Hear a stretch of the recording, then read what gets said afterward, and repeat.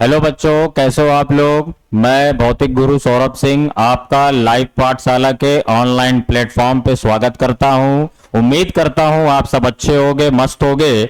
आज बेटा हम लोग क्लास 11th की फिजिक्स की सीरीज स्टार्ट करने जा रहे हैं और उस सीरीज में सबसे पहला चैप्टर बेटा मैं स्टार्ट करूंगा यूनिट एंड मेजरमेंट का, जिसमें हम लोग पहले कुछ फंडामेंटल फिजिकल क्वांटिटीज हैं उनके बारे में पढ़ेंगे, डिराइव्ड क्वांटिटीज के बारे में पढ़ेंगे, डिराइव्ड यूनिट्स के बारे में पढ़ेंगे, फंडामेंटल यूनिट्स के बारे में पढ़ेंगे और उसके बाद मैं आपको ले चलूंगा डायमेंशन की ओर और आपको बताऊंगा कि बेटा डायमेंशन की हमें जरूरत क्यों पड़ती है, डायमेंशन के क्या क्या फायदे हैं, डायमेंशन की क्या लिमिट्स है, इन सारी चीजों को डिस्कस करेंगे बेटा हम।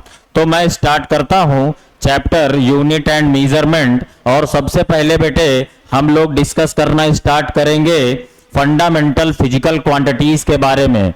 बेटा फंडामेंटल फिजिकल क्वांटिटीज की हमें जरूरत ही क्यों पड़ती है, पहले हमें यह सीखना है। बच्चे जब से हम लोगों ने सिविलाइजेशन, जब से हमारी ह्यूमन सिविलाइजेशन स्टार्ट हुई है तो बेटा क्या होता था, शुरुआत में जब लोग नोमैड्स थे, इधर उधर घूमते फिरते थे, तब लोगों की जरूरतें कम थी। लेकिन समय के साथ बेटे जब वो सब एक जगह रहने लग गए तो चीजों को खरीदने के लिए वो लोग पहले इस्तेमाल करते थे बार्टर सिस्टम का। बार्टर सिस्टम आप लोगों ने एसएसटी में पढ़ा होगा निश्चित रूप से सब लोगों ने, कि अगर मान लीजिए एक फार्मर है तो फार्मर क्या करेगा, क्रॉप्स ग्रो करेगा, किसान है खेती करेगा, चावल उगाएगा, गेहूं उगाएगा और उस गेहूं चावल के बदले में वो कारपेंटर से लकड़ी का सामान या आयरन स्मिथ से लोहे का सामान जो उसके एग्रीकल्चर में इस्तेमाल होने वाला है लेन देन करते हैं बेटा। But due to in according to time period, समय के साथ बेटा लोगों ने करेंसी का इस्तेमाल स्टार्ट किया और करेंसी के इस्तेमाल के साथ ही आया आपके पास यूनिट और मेजरमेंट का काम। तो पहले हम लोग जो मेजरमेंट सिस्टम जब से स्टार्ट करना शुरू किए हैं, जब से यूज करना शुरू किए हैं, तो बेटा मेजरमेंट सिस्टम में हम लोगों ने 3 तरीके के मेजरमेंट सिस्टम इस्तेमाल किए हैं। पहला मेजरमेंट सिस्टम है बेटा एफपीएस सिस्टम। पहले मेजरमेंट का नाम है एफपीएस सिस्टम। यूनिट सिस्टम जो हम इस्तेमाल करते थे मेजर करने के लिए एफपीएस में जो एफ है, एफ स्टैंड्स फॉर फुट। बेटा सबसे बेसिक चीज जानते हो क्या है, हम लोग 3 चीजों पे बहुत ज्यादा गौर करते हैं। लंबाई कैसे नापनी है, मेजरमेंट ऑफ लेंथ। किसी मास को कैसे मेजर करना है बेटा, मेजरमेंट ऑफ मास। और टाइम को कैसे मेजर करना है, that is measurement of time. तो फुट जो है वो लेंथ का यूनिट इस्तेमाल किया जाता था। उसके बाद बेटा पाउंड का इस्तेमाल मास मेजरमेंट के लिए और टाइम के लिए हम लोग सेकंड का इस्तेमाल करते थे। आज भी हम लोग बेटा लंबाई नापने के लिए, लेंथ मेजरमेंट करने के लिए फुट का इस्तेमाल करते हैं। घर की ऊंचाई नापना हो, पोल की हाइट मेजर करनी हो, अपनी खुद की बेटा हमको हाइट मेजर करनी हो तो हम अभी भी किस में इस्तेमाल करते हैं, फुट में इस्तेमाल करते हैं। मास मेजरमेंट बेटा पहले पाउंड में होता था, अब नहीं होता है, छोटी क्वांटिटी है, लेकिन स्टिल अभी भी ग्रेट ब्रिटेन में मास मेजरमेंट के लिए हम लोग पाउंड का इस्तेमाल करते हैं, हम लोग माने तो ब्रिटिशर्स। फिर बेटा इन टाइम बीइंग हमने दूसरा मेजरमेंट सिस्टम इस्तेमाल किया जिसको बेटा हम लोग सीजीएस कहते हैं, सीजीएस सिस्टम कहते हैं। बेटा ध्यान से सुनिएगा, बहुत जरूरत पड़ती है, ठीक है ना, बहुत जरूरत पड़ती है। सीजीएस में सी स्टैंड्स फॉर बेटा centimetre, ji stands for gram and S stands for second. आप भी अभी भी आपके टीचर बोलते होंगे कि बेटा 5 सेंटीमीटर की लाइन ड्रॉ करो, तो आप क्या करते हो, मेजरिंग स्केल उठाते हो, जो आप लोग 15 सेंटीमीटर का स्केल इस्तेमाल करते हो और आराम से उसमें से एक लाइन ड्रॉ कर देते हो। इसी तरीके से अगर आपको छोटी क्वांटिटी में मास मेजर करना है तो बेटे ग्राम का इस्तेमाल करते हो। जैसे अगर मम्मी आपकी मार्केट भेजती हैं कि बेटा जाओ आधा किलो चीनी लेके आओ, शुगर लेके आओ, तो आधा केजी का मतलब होता है, हाफ केजी का मतलब होता है बेटा 500 ग्राम। दैट मीन्स छोटी क्वांटिटी का मास मेजरमेंट स्टिल हम लोग अभी भी किस में करते हैं बेटा, ग्राम में। लेकिन जैसे जैसे वर्ल्ड बेटा ग्लोबलाइज्ड हुआ है, लोग एक दूसरे से मिलना जुलना शुरू हुए, कम्युनिकेशन सिस्टम का इस्तेमाल हुआ, ट्रांसपोर्टेशन सिस्टम का इस्तेमाल बढ़ने लग गया, ग्लोबलाइज्ड हो गया, तो फिर हमारी जो जरूरतें हैं वो बढ़ने लगी और हमारे को तीसरा यूनिट सिस्टम मिला जिसका नाम है बेटा एमकेएस, जिसका नाम है एमकेएस। और एमकेएस को दूसरा नाम हम लोग देते हैं बेटा एसआई सिस्टम नाम। दूसरा नाम क्या देते हैं? एसआई। एसआई बोले तो international standard. Sir international standard क्यों बोलते हैं? बेटे एज अ इंडियन अगर मैं कभी कोरिया गया, जापान गया, यूएस गया, नीदरलैंड गया, आयरलैंड गया, तो अब अलग अलग कंट्री में बेटा अगर अलग अलग मीजरिंग सिस्टम इस्तेमाल होंगे तो ग्लोबलाइज्ड वर्ल्ड में बड़ी प्रॉब्लम जनरेट होगी। इस चीज से बचने के लिए पूरी दुनिया एक ही तरीके का मेजरमेंट सिस्टम इस्तेमाल करती है जिसको हम लोग एमकेएस बोलते हैं। एमकेएस में जो एम है ये बेटा मीटर के लिए है, दैट इज लेंथ आप किस में मेजर करोगे? मीटर में। के मेरे बेटे किलोग्राम के लिए है, दैट इज मास आप किस में मेजर करोगे? किलोग्राम में। And S stands for second. आप पूरी दुनिया में कहीं पे भी जाओ बेटा आपको मेजरिंग सिस्टम में यही तीनों चीजें देखने को मिलेंगी। अब इसके बाद मैं आता हूं अपने फंडामेंटल फिजिकल क्वांटिटीज में बेटा।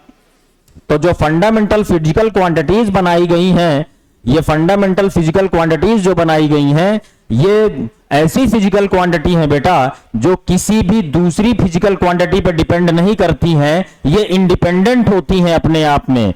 These are independent physical quantities जो किसी और फिजिकल क्वांटिटी के हेल्प से हम लोग नहीं बनाते हैं। और जो फंडामेंटल फिजिकल क्वांटिटीज हैं उनका नंबर है बेटा 7। उनका नंबर है कितना? 7। मैं आप लोगों को इन 7 फंडामेंटल फिजिकल क्वांटिटीज के बारे में बताने जा रहा हूं। There are 7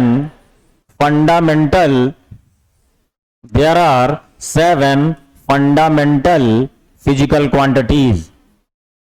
fundamental physical quantities. पहले हम लोग इन फंडामेंटल फिजिकल क्वांटिटीज के बारे में जानेंगे बेटा, ध्यान रखिएगा। पहले हम लोग इन फंडामेंटल फिजिकल क्वांटिटीज के बारे में जानेंगे।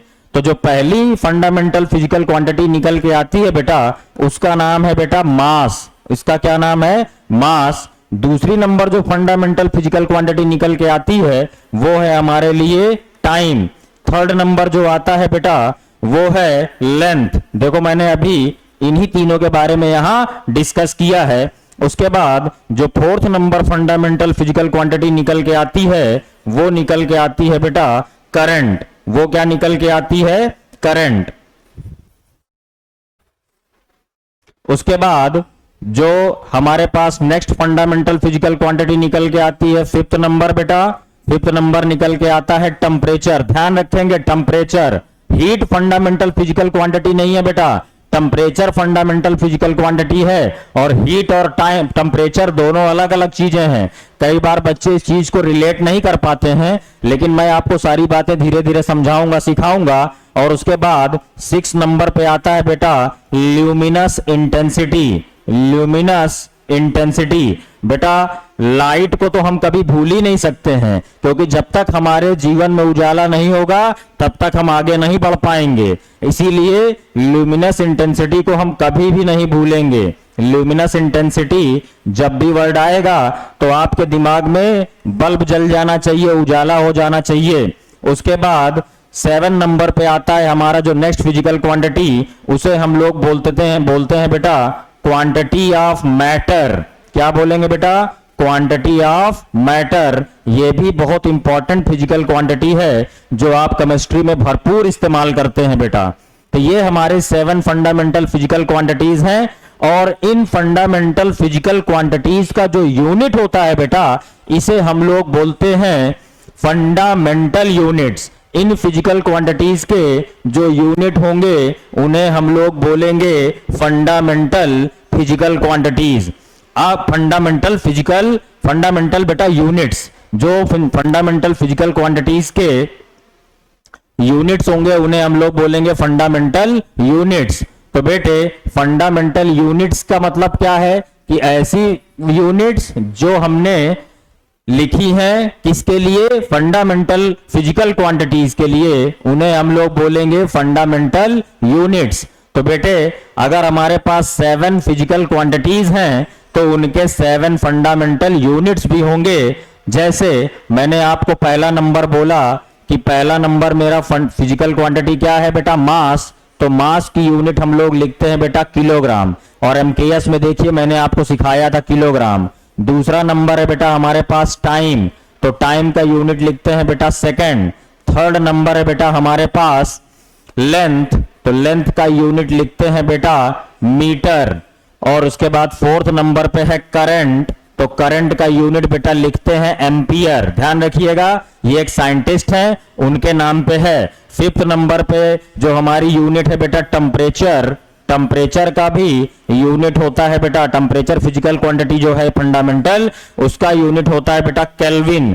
ध्यान रखिएगा इंडिया में हम लोग टेम्परेचर मेजरमेंट सेंटीग्रेड में करते हैं, लेकिन यूएस में, यूरोप में या आप सेंट्रल एशिया में जाओगे वहां टेम्परेचर का मेजरमेंट केल्विन में करते हैं। तो मन में यह ख्याल ना आए कि सर हम लोग तो सेंटीग्रेड में इस्तेमाल करते हैं, आप केल्विन में बता रहे हो। तो बेटा केल्विन ही एसआई यूनिट है, सेंटीग्रेड एक अलग यूनिट है टेम्परेचर मेजरमेंट करने की।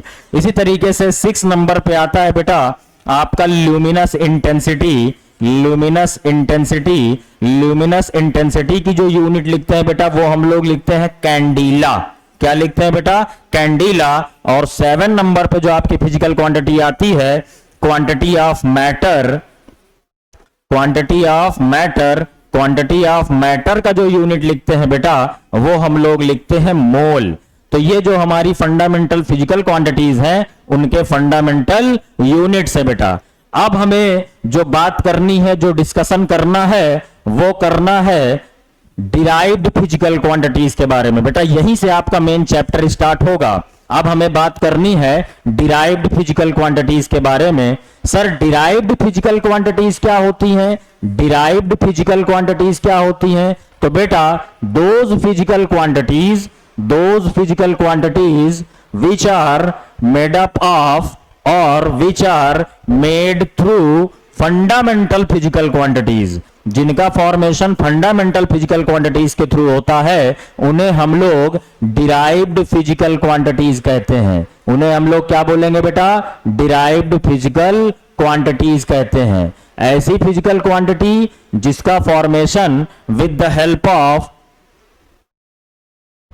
फंडामेंटल फिजिकल क्वांटिटी हो उसे हम लोग क्या बोलेंगे? डिराइव्ड फिजिकल क्वांटिटीज बोलेंगे। ध्यान रखिएगा इस बात को, ठीक है ना। तो अब हम लोग पढ़ने जा रहे हैं डिराइव्ड फिजिकल क्वांटिटीज को। अब ध्यान दीजिएगा डिराइव्ड फिजिकल क्वांटिटीज में कौन कौन सी क्वांटिटी आ सकती हैं भाई। जैसे मैं मान लेता हूं आपने सबसे पहले जो पढ़ना शुरू किया होगा क्लास 8 से कोई भी फिजिकल क्वांटिटी जिसका नाम है एरिया। फिर आपने पढ़ना शुरू किया होगा बेटा वॉल्यूम के बारे में। फिर आपने पढ़ना शुरू किया होगा डेंसिटी के बारे में। फिर आपने पढ़ना शुरू किया होगा बेटा स्पीड के बारे में। फिर आपने पढ़ना शुरू किया होगा बेटा एक्सीलरेशन के बारे में।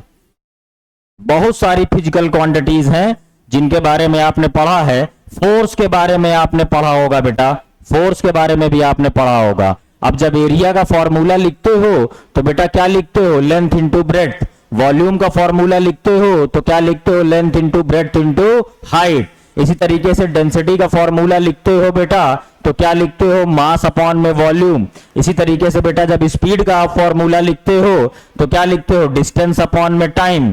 एक्सीलरेशन का फॉर्मूला लिखते हो बेटा तो rate of change of velocity को हम लोग क्या बोलते हैं? एक्सीलरेशन बोलते हैं। इसी तरीके से जब आप फोर्स के बारे में लिखते हो तो फोर्स F इक्वल्स टू क्या लिखते हो बेटा? ma लिखते हो। तो ये देखो ये जो हमने फिजिकल क्वांटिटीज लिखी हैं इनका फॉर्मेशन हमने किसकी हेल्प से किया है बेटा?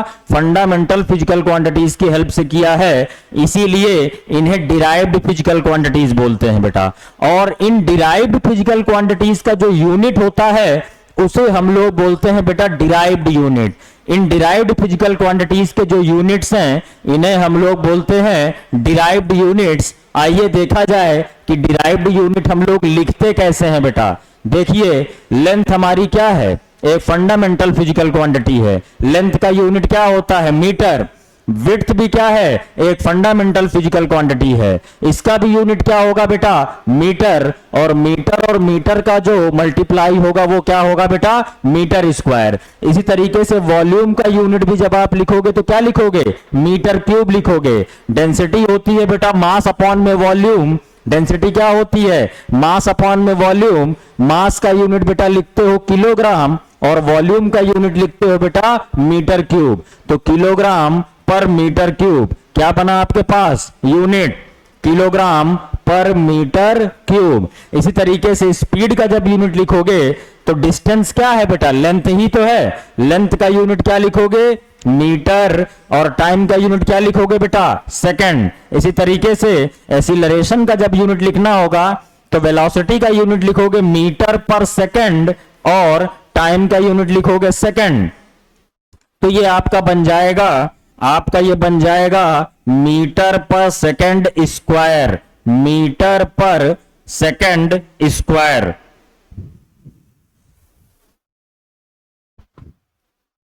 वेलोसिटी का यूनिट बेटा मीटर पर सेकंड अपॉन में टाइम का यूनिट सेकंड। तो ये बन जाएगा मीटर पर सेकंड स्क्वायर। इसी तरीके से बेटा जब हम फोर्स का यूनिट लिखते हैं तो फोर्स का यूनिट देखो कैसे लिखोगे? मास का यूनिट किलोग्राम और एक्सीलरेशन का यूनिट क्या आया है बेटा? मीटर पर सेकंड स्क्वायर। तो आप देख रहे हो कि जितनी सर ने आपको फिजिकल क्वांटिटीज के थ्रू, फंडामेंटल फिजिकल क्वांटिटीज के थ्रू डिराइव्ड फिजिकल क्वांटिटीज बनवाई थी, उनका जो हम यूनिट लिख रहे हैं बेटा, तो इन यूनिट्स को भी हम लोग फंडामेंटल यूनिट्स की हेल्प से लिख रहे हैं।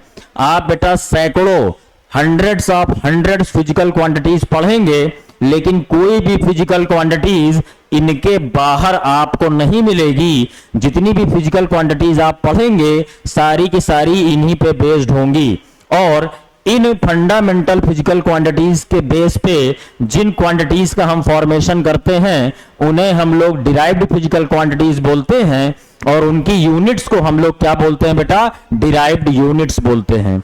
अब जब हम डिराइव्ड यूनिट लिख रहे हैं तो एक चीज आप नोटिस कर पा रहे होगे बेटे कि डिराइव्ड यूनिट लिखते वक्त हम लोग फंडामेंटल यूनिट्स के ऊपर पावर्स लगा रहे हैं बेटा। आप देख पा रहे होगे मीटर के ऊपर लगा हुआ है 2, यहां मीटर के ऊपर लगा हुआ है 3, यहां मीटर के ऊपर 3 लगा हुआ है, यहां टाइम का यूनिट है बेटा सेकंड, उसके ऊपर 2 लगा हुआ है, यहां पे टाइम का यूनिट है सेकंड, उसके ऊपर 2 लगा हुआ है। तो सर इन पावर्स को लगाने की क्या जरूरत पड़ गई?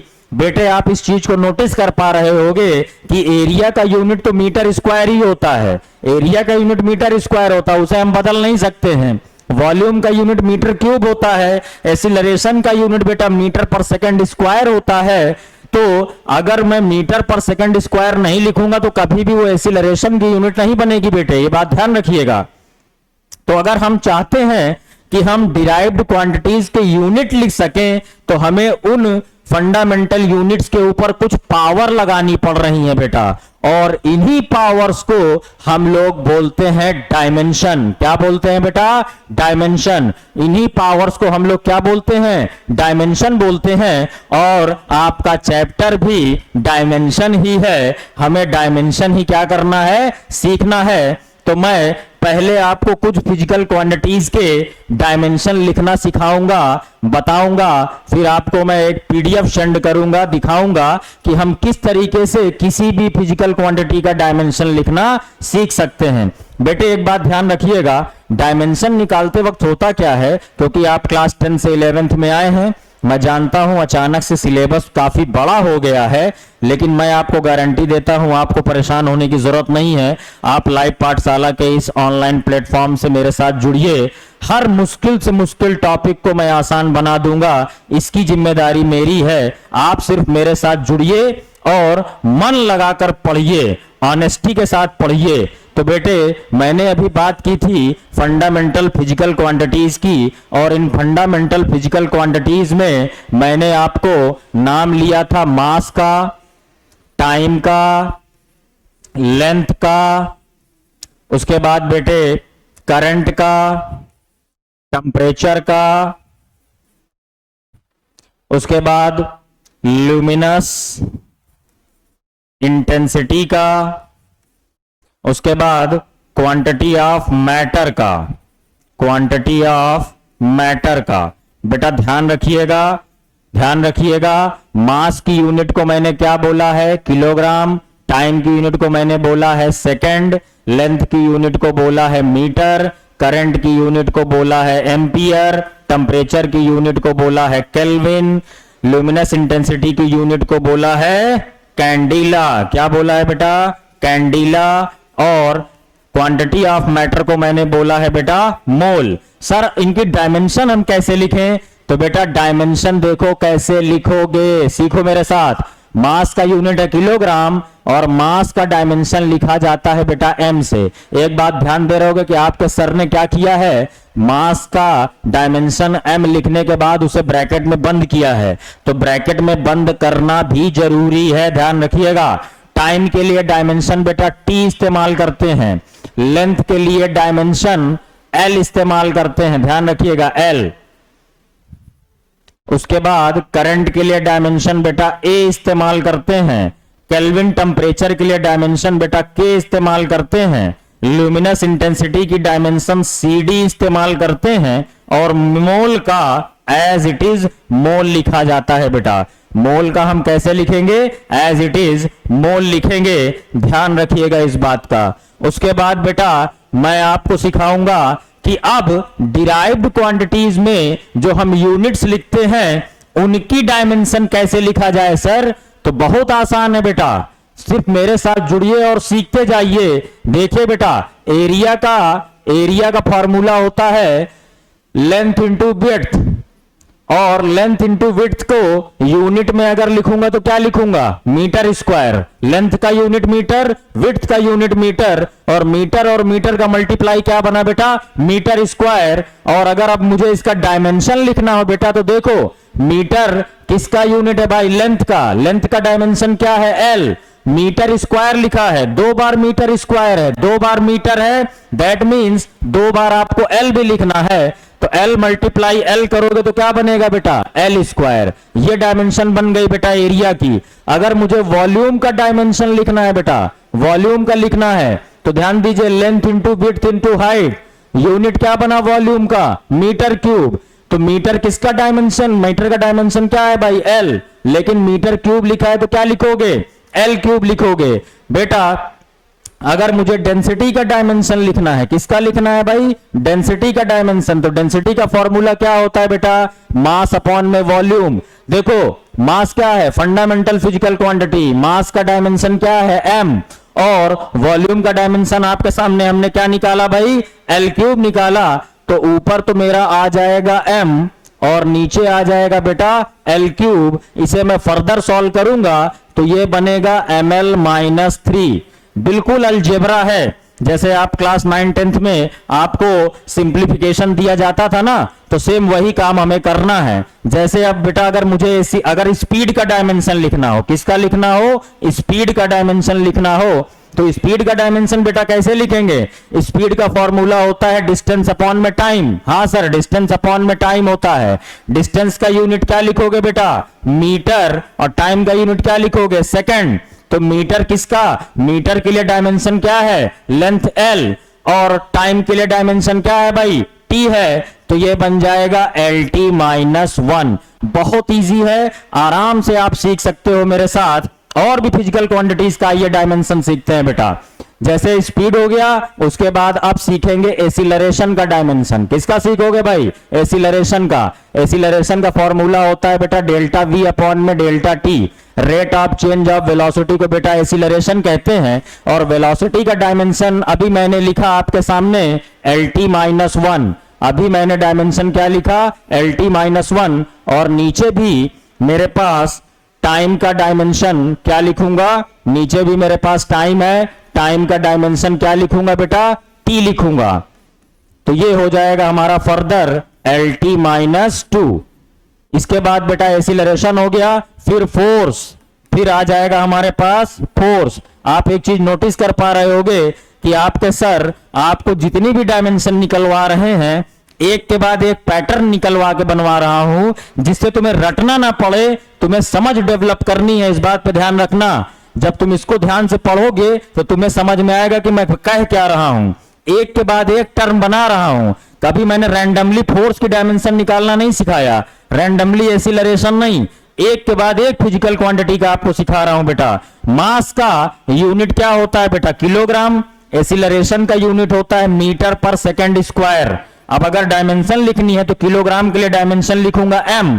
मीटर किसका यूनिट है बेटा, L का, अपॉन में टाइम का स्क्वायर दैट इज t का स्क्वायर, तो t ऊपर जाएगा, t का स्क्वायर तो बनेगा t-2 बेटा। ये आपका फोर्स का डायमेंशन आ गया। इसी तरीके से आप चाहो तो वर्क का डायमेंशन देखो। वर्क का डायमेंशन बनता है बेटा कैसे, वर्क का फॉर्मूला होता है फोर्स इंटू डिस्प्लेसमेंट मेरे बेटे। वर्क का फॉर्मूला क्या होता है, फोर्स इंटू डिस्प्लेसमेंट होता है। और फोर्स का डायमेंशन देखो बेटा, अभी मैंने सिखाया आपको mlt-2, और डिस्टेंस या डिस्प्लेसमेंट का डायमेंशन क्या बनेगा बेटा, लेंथ ही तो है, डिस्टेंस हो डिस्प्लेसमेंट हो लेंथ ही है। लेंथ का डायमेंशन क्या बनता है भाई, L, तो ये बन जाएगा वर्क का ml² t-2। बहुत इजी है बेटा, बहुत आसान है और बड़ा मजेदार चैप्टर है। आपके सिलेबस में भी ये बड़ा इंपॉर्टेंस रखता है। जो हमारे नीट वाले बच्चे हैं, जो मन बना चुके हैं कि हमें नीट क्वालिफाई करना है, बेटे मैं बता रहा हूं 3 से 4 क्वेश्चन आपको इस चैप्टर से गारंटीड मिलेगा। नीट का एग्जाम हो, जेई का एग्जाम हो, डेफिनेटली आपको इस चैप्टर से क्वेश्चन मिलेगा। जैसे वर्क डन के बाद अब थोड़ा सा लेवल बढ़ाया जाए, आपको क्लास 9th में आपके टीचर ने ग्रेविटेशनल फोर्स का फॉर्मूला जरूर पढ़ाया होगा, that is F = G m1m2 upon में r²। यही पढ़ाया है बेटा। यहां पे G क्या है, G है बेटा आपका यूनिवर्सल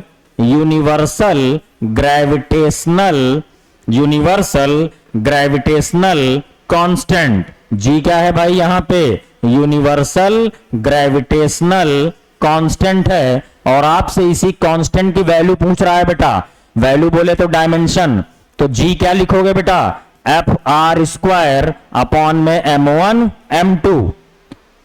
और फोर्स का डायमेंशन अभी मैंने आपको सिखाया बेटा क्या बनता है, mlt-2। देखो जरा सीखो। और r क्या है, distance between the masses. Distance के लिए आपका हो जाएगा L², और अपॉन में बेटा मास के लिए आप डायमेंशन लिखते हो m। m1 के लिए भी m, m2 के लिए भी m, तो ये हो गया m²। जब इसे हम फर्दर सॉल्व करेंगे तो देखिए एक m से एक m कैंसिल होगा, एक m हमारा नीचे बचा हुआ है, ऊपर जाएगा m-1। L का L² में मल्टीप्लाई होगा बेटा, बन जाएगा L3। t-2 हमारे पास बचा हुआ है, तो ये हो गया आपका capital G, that is universal gravitational constant का डायमेंशन m-1 L3 t-2। और भी हम डायमेंशन निकाल सकते हैं बेटा आराम से। जैसे अगर मैं बात करूं और जो डायमेंशन सर निकलवा के दिखवाइए, तो आ जाओ बेटा, प्रेशर का डायमेंशन निकाल के देखते हैं। प्रेशर का डायमेंशन निकाल के देखते हैं। प्रेशर का डायमेंशन कैसे निकालोगे भाई, प्रेशर का डायमेंशन कैसे निकालोगे, आओ देखो। प्रेशर का फॉर्मूला होता है फोर्स अपॉन में एरिया। प्रेशर का फॉर्मूला क्या बनता है भाई, फोर्स अपॉन में एरिया। फोर्स का डायमेंशन अभी सिखाया आपको mlt-2, और एरिया का डायमेंशन क्या बनता है बेटा, L², तो ये बन जाएगा ml-1 t-2, ml-1 t-2। इसी तरीके से अगर हमें चार्ज का डायमेंशन निकालने के लिए कहे बेटा, चार्ज का, तो आप लोगों ने 10th क्लास में चार्ज के बारे में पढ़ा है। चार्ज Q फॉर्मूला होता है बेटा IT। I हमारी क्या है, करंट, फंडामेंटल फिजिकल क्वांटिटी है। फंडामेंटल फिजिकल क्वांटिटी का जो यूनिट होता है, या फंडामेंटल फिजिकल क्वांटिटीज के लिए ही बेटा हम लोग डायमेंशन लिखते हैं, ध्यान रखिएगा। तो I के लिए हमारा डायमेंशन हो गया A, टाइम T के लिए डायमेंशन हो गया बेटा T। चार्ज का आ गया। अब अगर मुझे मान लीजिए कि और कोई फिजिकल क्वांटिटी जैसे अज्यूम कर लें, चार्ज के बाद हम निकाल सकते हैं बेटा, मान लेता हूं पोटेंशियल का डायमेंशन निकालना है, तो V बेटा देखो होता है W अपॉन में Q। V होता है W अपॉन में Q। W वर्क डन है, वर्क डन का डायमेंशन आता है बेटा ml² t-2, और अपॉन में चार्ज का डायमेंशन देखो बेटा आपके सामने अभी मैंने निकाला 80। और अगर इसे फर्दर सॉल्व करोगे तो ये बन जाएगा ml² t-3 a-1। जो मेरे बच्चे नीट की तैयारी करने जा रहे हैं या जेई की, ये जो डायमेंशन है बहुत इंपॉर्टेंस रखती है दूसरी फंडामेंटल फिजिकल क्वांटिटीज जो आप 12th में पढ़ते हो उनकी डायमेंशन निकालने के लिए। बेटा मेरे प्यारे बच्चों, सब लोग ओम्स लॉ जरूर पढ़े होंगे। ओम्स लॉ हमें क्या बताता है भाई? V equals to I R. Ohm's law हमें क्या बताता है? V equals to I R. R क्या है सर? यहाँ पे आर है बेटा रेजिस्टेंस। आर इक्वल्स टू लिख सकते हैं V अपॉन में आई। और जरा ध्यान दीजिए, अभी V का डायमेंशन हमने क्या निकाला? ml square t minus 3 a minus 1 और अपॉन में करंट का डायमेंशन क्या होगा भाई? A। तो अगर हम आगे बढ़ेंगे तो देखो रेजिस्टेंस का डायमेंशन बनता है ml cube t ml square, sorry बेटा, ml स्क्वायर t माइनस 3 और जरा ध्यान दो, देखो a ऊपर जाएगा तो ये भी माइनस में जाएगा, a माइनस 2। ये हमारा रेजिस्टेंस का डायमेंशन बन गया। किसी भी फिजिकल क्वांटिटी का मुझे ऐसा नहीं लगता कि अब आप लोग डायमेंशन नहीं निकाल सकते। आप लोग ट्राई करेंगे, आगे बढ़ेंगे और हम लोग देखेंगे नेक्स्ट क्लास में कि डायमेंशन का यूज हम लोग कैसे करते हैं और डायमेंशन के क्या प्रॉस एंड कॉन्स है। बेटा आज के लिए इतना काफी है। उम्मीद करता हूं लाइव पाठशाला के इस ऑनलाइन प्लेटफॉर्म पे आज आपको जो चीजें मैंने सिखाई होंगी आपको समझ में आया होगा, अच्छा लगा होगा, मजा आया होगा। मेरे साथ जुड़िए, अगली क्लासेस में भी इसी तरीके से आसान अंदाज में मैं आपको फिजिक्स बेटा जरूर सिखाऊंगा। जय हिंद।